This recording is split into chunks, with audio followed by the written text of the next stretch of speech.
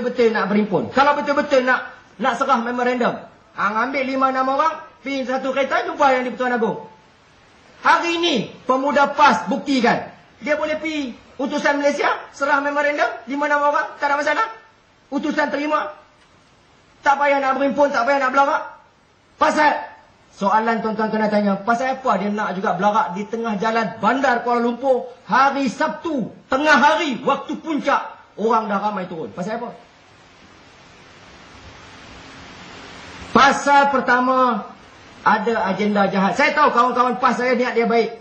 Dia nak betul-betul berimpun, nak protes pasal pilihan raya. Tapi dia tak tahu Anwar Ibrahim.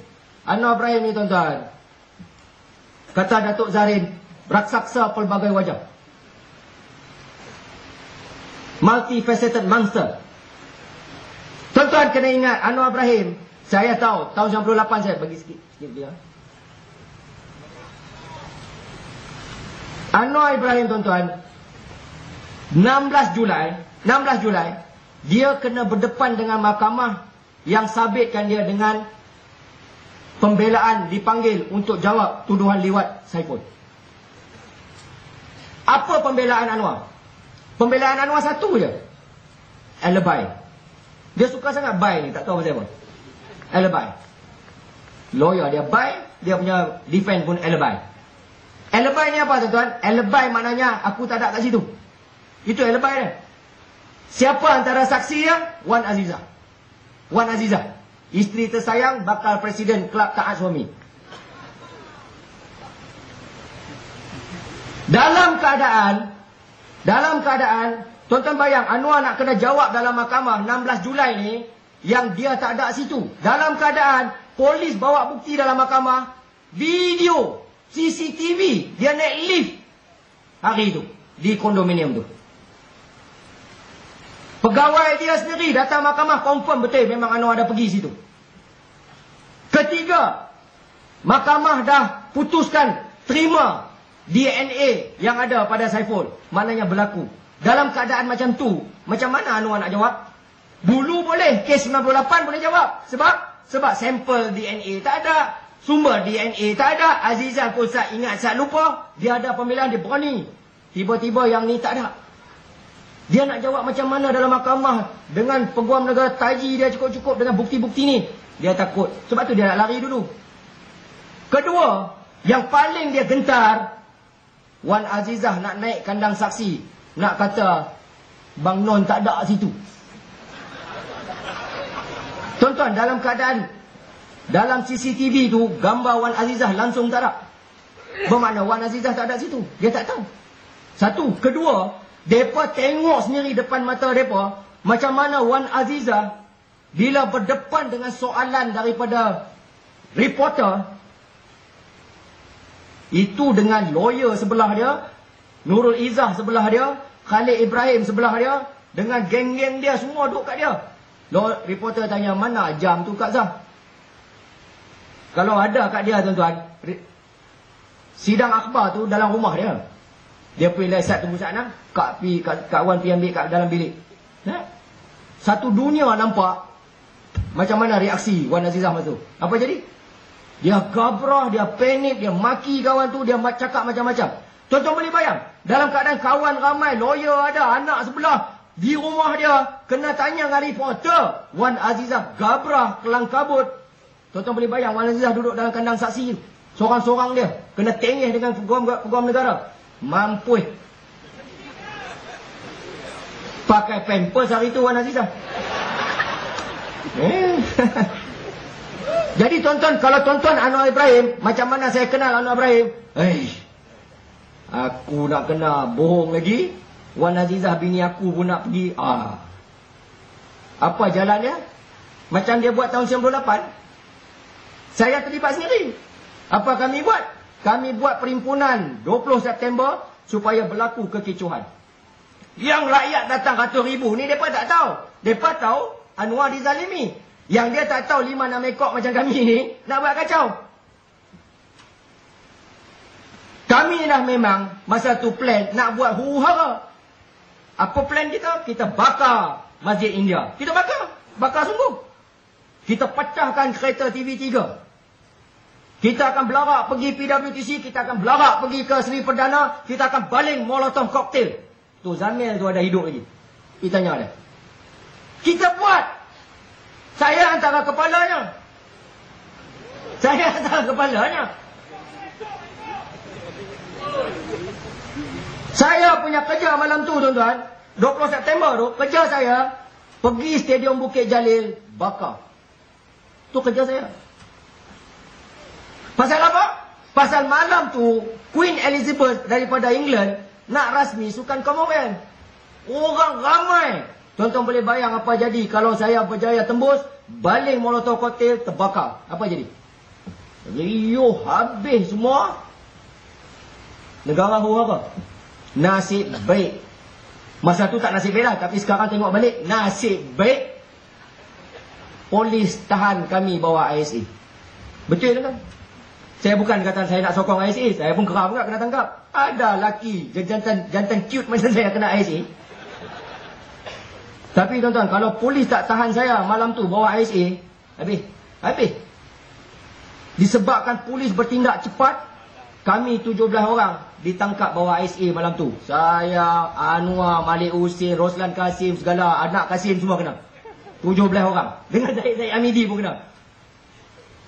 Kalau tuan-tuan, kalau malam tu polis tak ambil tindakan ISA, saya tak boleh bayang apa nak jadi. Kami dah bersedia dah masa tu. Sama dengan pasal Anwar akan berdepan dengan mahkamah pada 27 hari bulan. 27 hari bulan. 29 hari bulan, minta maaf. 29 hari bulan. Jadi dia takut buat. Alhamdulillah. Bila tengok balik belakang, nasib baiklah polis buat ISA masa tu. Benda yang sama. 16 Julai dia kena pergi kat mahkamah bagi keterangan. Wan Azizah kena bagi keterangan kat mahkamah. Dia buat 9 Julai. Supaya berlaku kecoh. Tu satu. Kedua, untuk kawan-kawan saya dalam PAS. Saya nak tutup di sini.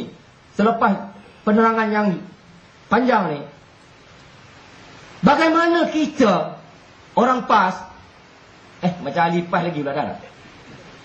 Macam mana kita ahli PAS boleh jadikan Ambiga Srinivasan, bekas Presiden Majlis Peguam, ketua kita untuk demonstrasi haram ni? Tuan-tuan lupa ke? Saudara-saudara saya dalam PAS lupa ke siapa Ambiga tu? Dialah penganjur IFC yang kita lawan habis-habisan, yang menyebabkan Ketua Pemuda PAS Pulau Pinang kena hukum mahkamah, kena penjara. Ustaz Nordin kena penjara pasal lawan Ambiga IFC di Pulau Pinang ni. Berapa ramai Syahrul dan lain-lain kawan-kawan yang diheret ke mahkamah kerana menentang orang macam Ambiga menjadi juara IFC. Jangan lupa kita berhimpun, buat himpunan sejuta umat di masjid negara, masjid wilayah, untuk menentang Ambiga dan kawan-kawan dia dalam kes murtad Lina Joy. Kerana Ambiga antara orang yang kuat menyokong untuk Lina Joy murtad. Ada antara kamu yang isytihar jihad terhadap Ambiga dan Majlis Peguam. Jangan lupa Ambiga lah orangnya yang menjadi kepala menganjur forum masuk Islam. Lupakah kita pergi berhimpun depan Majlis Peguam? Kamu sebaris dengan saya, duduk sebelah saya, takbir, jihad, nak perang dengan Majlis Peguam. Kita sama-sama rempuh Majlis Peguam hari itu. Lupa lah. Hari ini mereka boleh angkat Ambiga jadi ketua mereka. Tuan-tuan, nak kata apa lagi tu? Hipokrit paling besar. Tapi saya yakin rakan-rakan saya dalam PAS banyak yang tak setuju, tak terima. Sebab tu saya minta sahabat-sahabat saya, rakan-rakan saya dalam PAS, berjuang sendiri. Tak mau pakat dengan UMNO tak apa, tapi berjuang sendiri. Kalau saya faham arwah Ustaz Fadil, yang saya faham mentaliti, pemikiran arwah Ustaz Fadil, dia takkan jadi macam ni. Ustaz Fadil ni orang politik. Dia ahli siasah. Walaupun dia ulama, tapi dia ahli siasah. Dia betul-betul faham pasal politik. Matlamat kita nakkan kuasa supaya kita boleh laksanakan Islam. Itu matlamat dia. Lepas 2008, bila berlaku gelombang perubahan, Kalau Ustaz Fadil lah yang jadi presiden masa tu tuan-tuan, saya boleh baca apa dia akan buat. Dia akan telefon Pak Lah. Pak Lah, PAS ada 23 ahli parlimen. Pak Lah dah hilang 2/3. Pak Lah nak 2/3 tak? Kalau Pak Lah nak 2/3, kami PAS nak macam ni, macam ni, macam ni, macam ni. Dia akan cakap macam tu. Dia bukan peduli DAP, tuan-tuan. Ustaz Fadil tak pernah percaya dengan DAP. Sebab tu Ustaz Fadil tak pernah nak PAS duduk satu camp dengan DAP. Tak pernah. Baca balik sejarah. Dia tak pernah mau bersekongkol dengan DAP. DAP yang buat lain, kami buat lain. Ustaz Fadil akan ambil kes Selangor, kes Perak. Dia akan pergi kepada UMNO. Ni, kami ada 6 orang adun di Selangor. Kalau kami join pakatan, kami jadi kerajaan. Kalau kami join UMNO, kami jadi kerajaan. Sekarang ni, kamu nak jadi kerajaan? Kamu nak jadi kerajaan? Kami nak macam ni. Kami nak jadi menteri besar, kami nak haramkan arak, kami nak haramkan judi, kami nak ni. Itu kalau Allah Ustaz Fadil. Tapi yang naik ni, Ustaz Fadul. Bedul. Ini kaum-kaum penyembah Anwar. Yang naik ni semua kaum penyembah Anwar. Ni tuan-tuan, orang yang naik ni, orang yang sama tahun 80-an, duk kafirkan Anwar. Duk kafirkan Anwar. Duk istihar Anwar macam-macam. Ni orang. Hari ni. Tuan-tuan, kalau ada akal, dan kebetulan Allah memang bagi kita akal, fikirlah. Fikirlah. Gunakan akal tu. Jangan sampai kita jual agama, jual perjuangan semata-mata kerana nak pegang kuasa. Jangan kita jadi macam tu, Kalkatu.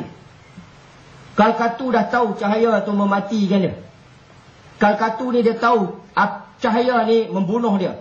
Dah dia pi juga. Dia dah nampak kawan-kawan dia jatuh, dah dia pi juga. Jangan kita amalkan politik Kalkatu, politik yang boleh menghancurkan kita. Faham siapa sebenarnya Anwar, tahu siapa wajah Anwar sebenarnya. InsyaAllah kita harap Allah akan berikan kita petunjuk yang baik datang pada Allah, tidak kepada saya sendiri. Wassalamualaikum warahmatullahi wabarakatuh.